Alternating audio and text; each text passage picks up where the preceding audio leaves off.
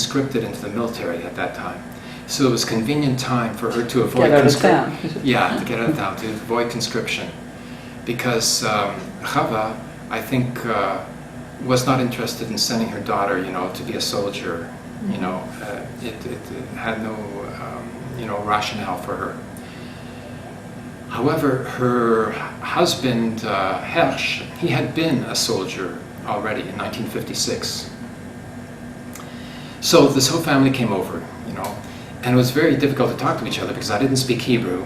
Well, I understood some Hebrew, you know, textual Hebrew, but I didn't speak Hebrew. They didn't speak English, and they didn't speak Yiddish except for Chava. So I was able to speak with Chava, and Chava was able to translate for me, you know, to their daughters until they learned English. And then Tova, she went back to Israel, married an Israeli who was somewhat religious, you know, with a beard and all that, and they went to live in Beersheba, and who let it be known to me through her family that they didn't want me to come to visit them because they didn't want me to jeopardize their social status in Israel, because she and her husband wanted to encourage their family, their children, to go and do their military service, even though she herself had avoided military service. And they didn't want their promotions in the military to be jeopardized by any association with anybody who would be considered a critic, you know, of the Israeli government. So by then, your reputation in the family seemed to have been well circulating. Yes. You see, because, you know, like I came from a Bundist background, the Bundist Jewish population, which was predominant amongst the refugees, were not, you know, ideological in the sense that they followed, you know, the Zionist political parties in Europe at the time, which were generally Western European phenomenon. And they were, the Zionist parties were situated more so in Germany, Austria, France, and they existed because of the disillusionment with the lack of opportunities for Jewish citizens in those countries. And in fact, with the repression that was inflicted upon the Jewish population. In particular, this developed as a phenomenon by the rationale that was generated by the Dreyfus case in France, when a Jewish officer, who most likely had converted to Christianity in the first place, because officers were required to be Christian. So he was a Jewish Christian officer in the French military, but because he had some relative, you know, as well in Germany, he was immediately suspected above all else, above all other, you know, possibilities, as being the informer, you know, in terms of military intelligence, a spy, you know, for the German military. It was later found out that there was another Frenchman who was an officer who had relatives in Germany as well, who turned out to be the actual, you know, spy. But Dreyfus was blamed for this, and it turned into a big scandal. So this generated, you know, disillusionment, you know, with the prospects for integration or assimilation that was created by the Napoleonic Code, which gave citizenship and equal rights to the Jewish French inhabitants, who prior to the Napoleonic Code, and even during the French Revolution, were not granted, you know, equal voting rights to other, you know, Frenchmen and French women. But women didn't have a vote at that time in any case. So, you know, the Western sort of liberal tradition didn't work for the Jewish people. The Zionism, though, considered that if this was the default condition, and if the European, you know, countries were formed as nation states, either in the German model of Hegel, or in the French model, in which nationality was defined in a certain social context rather than a simple legal context. Therefore, they said, well, if it's not going to work in either the German or the French context, there is no other context. Therefore, Jewish people cannot be equal citizens in the European context, and therefore they said the only thing to do is to establish another country in which Jews can be the majority, determine for themselves what the legal and social criteria will be, and therefore establish equal rights for the Jewish people. This was the political strategy of the Zionist movement. In Eastern Europe, however, the Jewish working class, who were more lower class, working class people, and not middle class people, as in the Western European context, were seeking equal rights, more so in terms of workers, as workers, in terms of their wages. So they formed unions. In terms of civil rights, they were a civil rights movement more than a independence movement. So this Bundesparty formed up unions and social organizations and a whole network of civil society on its own, which was not provided for by the existing government. And they had elections in municipalities, in Warsaw and the other cities, in which the Bund, was predominantly favored, by the Jewish population at that time. And they did not support, an independent Jewish country because they considered themselves to be Polish in addition to being Jewish. And they didn't want to leave their home country, which was Poland, or Russia, or Lithuania, for that matter. So they wanted to have, the rights equal to other citizens, and that's why they formed up this Bund, which means alliance or union. So, completely different political culture. Now, of the refugees, the majority of them were Bundists, because that's where the larger Jewish population was in the first place, and also because they were the ones, the Jewish population, who had the least opportunity to escape, other than walking across the border into Russia if they happened to be close to Russia.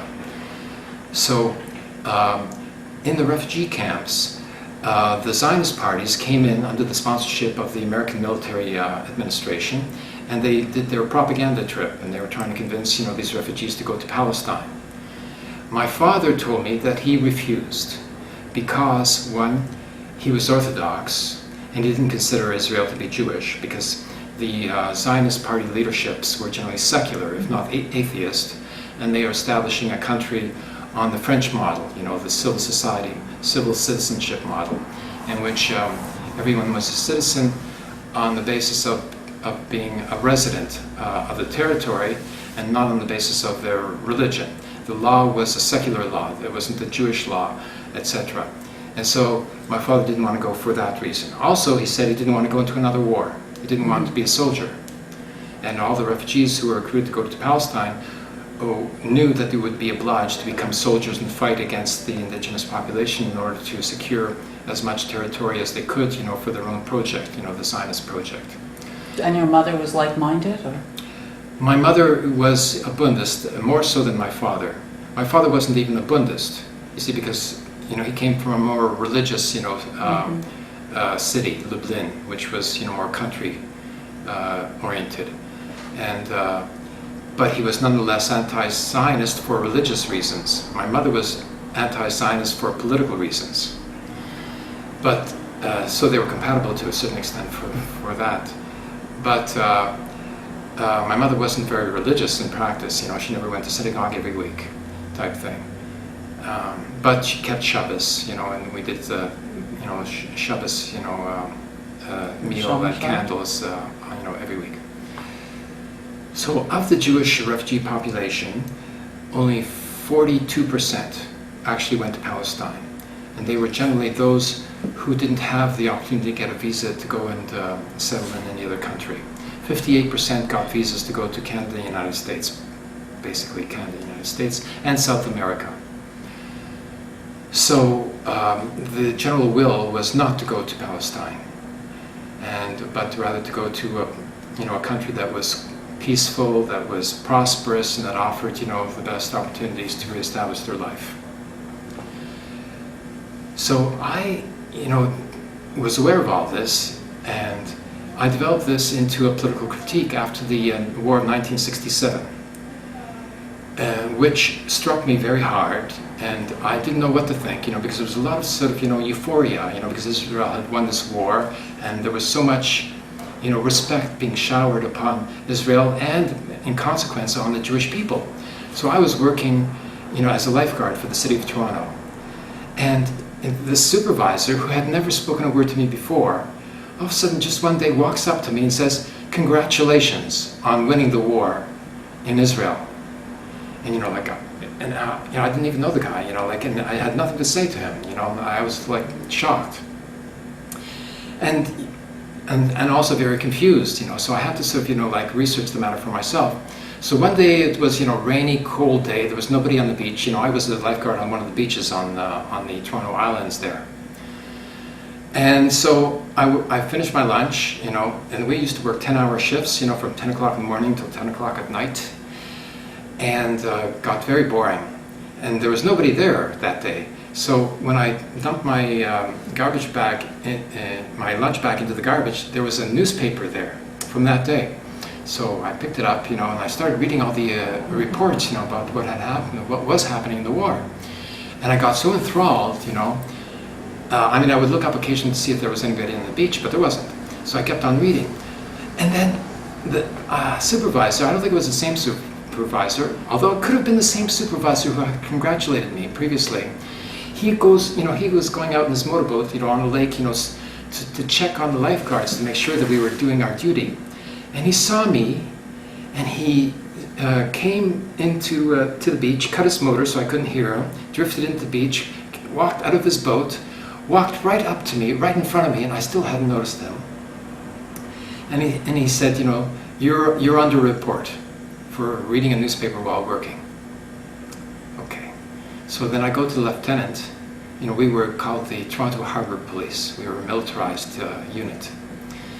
And I go in there, and he said to me, this guy was very hardcore, this lieutenant. And he said to me, what are you here for? And I said, oh, well, I was reported for having, been reading a newspaper, while on duty. And he said, okay, you're fired, just like that. He didn't even give me a chance to explain, why I was doing this and the context in which there was nobody there. So I got fired because of the war of 1967. But this gave me time, to read more about what was going on, and the next summer I went back and requalified and got the job back, and then the same lieutenant, who was very well known for his, his perfect memory, turned to me when I was being processed and said, "Don't I know you?" No, absolutely not. And I said, "Oh, you must mean my cousin. I always used to trade identities with my cousin Harvey Weizfeld, because it helped." It was convenient. It was convenient. Well, I'm always struck by the fact that the way that you learn information is never by your circle of friends or your family. There's no discussion. In your other interview as well, it's through watching TV. Something suddenly gets parachuted without any context for you to have been able to engage or make sense of it or have any appreciation. It's, again, this is like the third edition. It's either the Eichmann trials that are getting splashed all over the news that you have to say what is going on, or in the description that you gave about the in Toronto, you were talking about there was somebody who was some kind of neo-Nazi Holocaust denier, and that again made you question, what is this? Yeah. So again, it's the random person who's congratulating you in a completely different situation that illuminates the fact that here. So it's extraordinary, this sense of complete separation. Except for my mother. My mother was my secret collaborator. She told me, what she thought about the Zionists. Because when I was a young kid, about 8 years old, the right-wing Zionist movement formed a Jewish boys' club on the same street. And because I wanted to find friends, the same age, I went and joined this club. And this club was called the B'nai Akiva, which is the right-wing Zionist, political party, which is affiliated with what we call the Likud party in Israel now. So I was a member of the youth movement of the Likud party, even though I was still a Bundist, And I told my mother that there was this club and I was going to join it.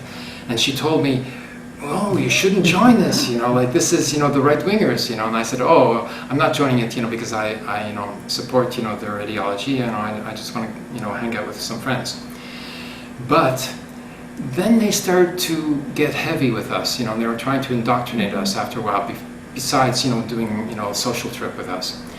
And then they brought us every Friday night, they would bring us up to the second floor in a little room, and they said this was a synagogue, and they were going to hold a service there, and that we would have to participate in order, as a membership criteria, and that they were turning it into, like a religious criteria to be a member. Okay, so which I thought was ridiculous, because how can you turn a room into a synagogue? A synagogue can't be a room. Like a synagogue has to have, has to have an ark, with a Torah in it. If it doesn't have a Torah, it's not a synagogue. That's it. That's all. Like I was Orthodox. Like 100%.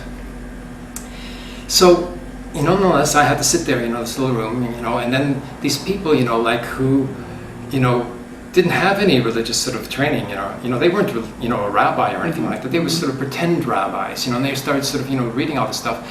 And to me, it was so ridiculous, I started laughing. And then, and I would tell the other kids, the other boys, this is ridiculous. You can't, do this. It's sacrilegious. And I would laugh, and I couldn't help myself from laughing. And then I got expelled. I was expelled into the hallway, so that I wouldn't contaminate the other boys. So this was my first sort of, intervention at about the age of 8. Oh, you were 8. You were only 8. Yes. Yeah. This is a youth group. So then. After the 1967 war, I was a socialist by default, and I joined the NDP in order to be politically active. And then the 67 war happened, and I realized this was very important. And the Labour Party government, which was responsible for the occupation of the West Bank and the Gaza, and the Golan Heights of Syria, and I don't think that they occupied any part of Lebanon at that time. Nonetheless, and then they were saying that this was a temporary occupation, but I was very skeptical about that, and I assumed that something, wrong was happening here, and then I educated myself as much as possible, and then I met up with the local Palestinian leadership, Khaled Muammar, who later became the president of the Canadian Arab Federation, and who is on the refugee board of Canada in Toronto area. And he invited me to come and speak at the Palestinian demonstrations. And I was the only Jewish person in the whole city who would dare to speak out in public against the occupation at that time. And I was like 18, 19 years old. So it was very traumatic, very sort of, emotionally sort of stressful thing to do. And I became very well known about this. I was denounced, by the regular sort of, Jewish organizations that had all been taken over by the Zionist parties, and by the Jewish media, which was generally very favorable to Israel because of this euphoria of having won the war. And I was denounced. I was even denounced in the Jewish school system in Toronto, when the Hebrew Board of Education told all the teachers to denounce me by name to all the students, telling them not to listen to me. But in effect, they informed all the students, that there was this, Jewish opposition. How did your parents deal with this at the time? Were they accepting and? My father was afraid of the Zionist pressure. My mother, she said that there was nothing in it for me, and that, I was taking a lot of chances, doing this sort of work. So she was concerned. She was concerned for me on a personal level. Mm-hmm. But what happened in the family is what's very important. In the Pesach Seder, the Passover, family meal in the spring of 1976, the uncle that my sister married in Israel, who was still living in Toronto and still lives in Toronto, Hersh Weizfeld, who was a soldier in 1956, he would denounce me in the family meal there, even though he wasn't, a primary member of the family. They were the visitors from. By then they had he was spent some years. A relation by marriage, and he was the one, because he was a soldier, he had to sort of, continue his, military campaign, and he did this, by denouncing me in front of the family, After we went through the first, ceremony, then there would be sort of, a lull. Where you set the table. And at that point, every Seder, he would start arguing with me. And the way it would start off would be like this. He would say, so why are you a traitor? This is his opening remark. And now I would, remain, very friendly, and I would start to explain that I'm not a traitor, and that I, consider this to be, a political error, and it's a political question, and it's not a question, of being a traitor to the Jewish people. And he would sort of argue, and he would start shouting, and then finally, my other uncle, my father's brother, Hirsch, he, who was the master of ceremonies, for the Seder, because it was his house, and he was leading the Seder, and he was doing all the recitations and everything like this. At one point, after it got to be rather boring, for him to come back with the same remarks again and again, he would say, "Okay, now it's time to sing," and then everybody would sing, and then we would end off the Seder, and then everybody would be happy again.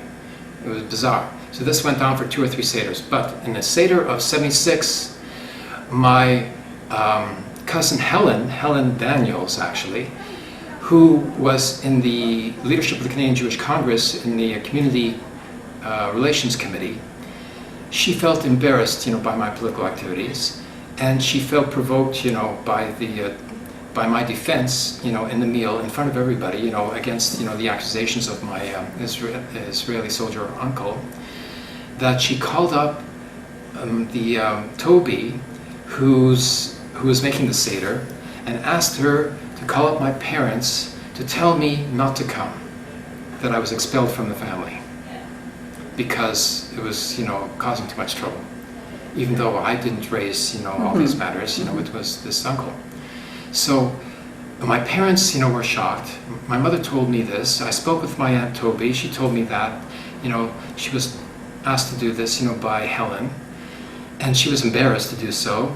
But, she didn't want Helen not to come to the Seder. She wanted Helen to be present, and Helen was threatening to boycott the Seder if I wasn't expelled. So she was asking me to kindly not come. So I said, okay, I won't come. But my parents didn't like it that this cousin, who was younger than them, and who was also Canadian and not a refugee, was interfering in the family like this and pretending to be the leader of the family, which is contrary, to in Jewish religious culture, it's the elder generation who are the leaders of the family and not the younger. Especially not, because, my parents were working class and she came from a middle class family. And she was married into a middle class, lower bourgeois kind of family. So, from a socialist point of view, they had to, there was a great deal of indignation, that this, middle class, person would declare them, what the policy was going to be for the family as a whole. So each of my parents decided to boycott the family Seder. So my parents and I had our own Seder, and so the family split, and was split forever after that. Never reunited in a family Passover Seder again, because of my Israeli uncle. And this Israeli uncle, he told me in private one time that in 1956 he was ordered to and did participate in the execution of Egyptian prisoners of war who didn't have any arms, who were captured prisoners of war, and he helped to execute them contrary to international law and contrary to the Geneva Convention on law with respect to conflict. And when he told me this, his daughter was coming over to speak with us, and as soon as she came over, he quieted up. He didn't say anything anymore. Mm-hmm. So I don't think he had even told his daughter directly, or perhaps anybody else. But to me, he did. And why? Because he wanted me to sympathize with him in a way, and try to sort of, get a sense of complicity on my part with his action, because he was trying to sort of imply that it was a necessary action, that he felt embarrassed about it, but he still seemed to think that it was necessary, and that he was explaining to me, how a war is fought and why it's necessary to commit crimes in a war in order to win the war, and that the most important thing is to win, because these men could have been soldiers in some future war. How did you and your parents ever come to terms with such a terrible trauma of being disassociated from their family, the small family that you were? Oh, they took it out on each other. How so? Oh, they used to They yell at blame? each other every day. You know, they'd yell at each other for any little thing. You know, they'd sort of, you know, try to raise their own sense of self-esteem by diminishing the self-esteem of the other. But that's what was done to all of you, you know. Yes. You're perpetrating this, you know, I'm the victim of what you're doing to me. Yes. You seem to have become, for whatever reason, I couldn't the take target that, and the scapegoat. Yeah, no, I couldn't take all that. So I left my parents' home at the age of 19. As soon as I got my student loan and grant to go to university, I got myself a room and I left. And I didn't, and I was,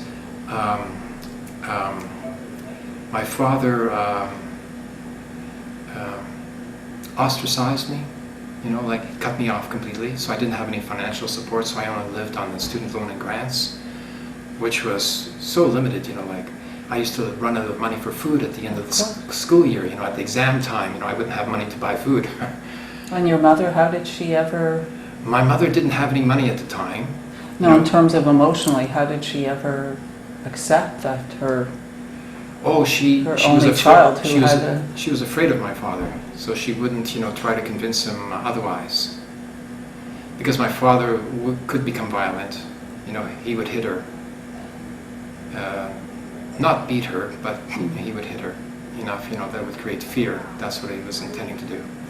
When I was old enough at home, and I finally was big enough, one time he came to hit me, and I finally sort of, you know, stood up to him, and you know, I was going to fight him back, you know, if he was going to hit me. And he turned to me, and he was so shocked, and he said, "What, you would hit your own father?"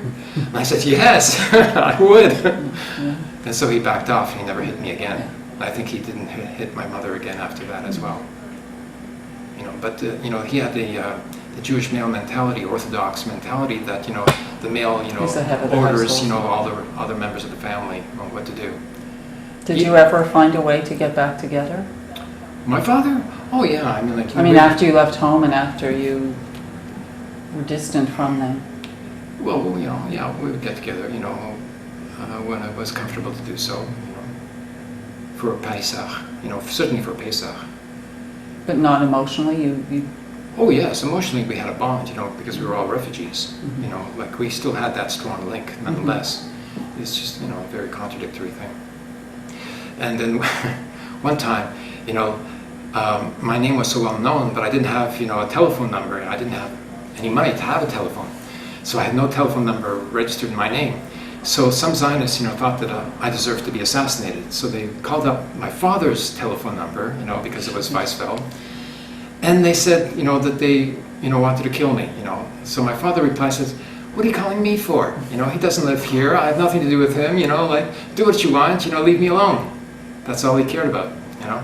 And then he tells me about this telephone conversation, how he told them, you know, to do whatever they wanted, you know, like it had nothing to do with him.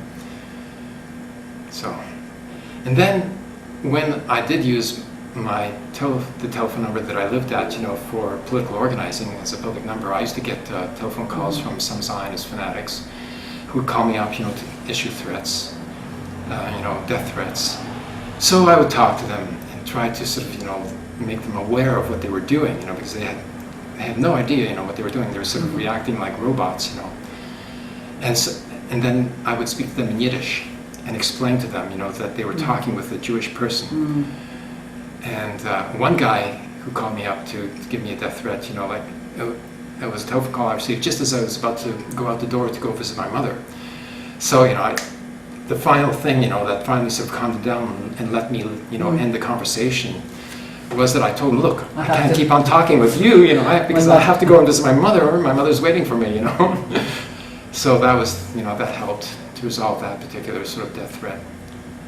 You made reference last time when Sally, your son, was here. Sally, you said that you were very critical towards him, that you had your own difficult years, and you were happy that you seemed to have been able to find a way past that. What did you mean by that when you said you were critical towards him? When you're a poor refugee kid, you know, you can't afford to make any mistakes. You make one mistake and it's a disaster. You know, like, if you run out of money, you don't have food. If you if you don't have a certain sense of self-esteem, somebody will attack you for who you are if they think they can get away with it, you know. So if you end up, you know, getting attacked, then I would question him and say, well, what did you do beforehand? You know, how did it happen? How did this, you know, circumstance evolve? You know, so he felt like I was criticizing him for not reacting in a proper manner, and that I was accusing him of being the cause of the attack upon him, which I wasn't really trying to do. I was just examining it in a critical fashion in order to grab hold of the situation and resolve it, you know, so that it won't happen again. So, but for a young kid, you know, they it's don't very understand difficult. that your intention was to protect, but No, somehow he saw it as that you were looking for weakness or blame. What did he do to? Well, he felt like blaming the victim. Or, he felt like he was weak, and you know, being so isolated, yes, he was in a very weak situation. Yeah. And you saw his vulnerability and didn't know. So I tried to teach him on how to overcome this, you know, how to find allies and how to present yourself so that, you know, a person doesn't think they can get away with, you know, like beating you, and how to defend yourself. So we would train, you know, in fighting techniques, and then we would do practice fighting. All this sort of, you know, this way, this culture of survival. Yeah.